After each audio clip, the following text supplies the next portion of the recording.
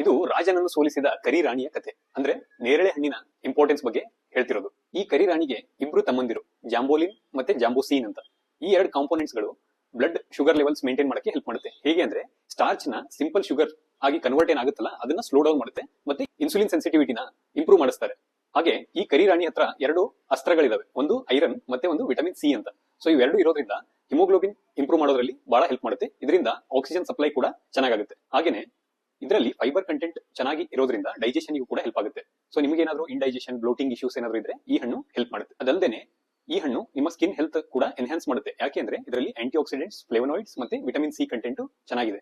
ಕೊನೆಯದಾಗಿ ಈ ಕರಿ ರಾಣಿ ನಮ್ಮೆಲ್ಲರ ಹಾರ್ಟ್ ನ ಗೆದ್ದೆ ಬಿಡುತ್ತೆ. ಯಾಕೆಂದ್ರೆ ಇದು ಗುಡ್ ಫಾರ್ ಹಾರ್ಟ್ ಹೆಲ್ತ್ ಅಂತ ಕೂಡ ಹೇಳ್ತೀವಿ.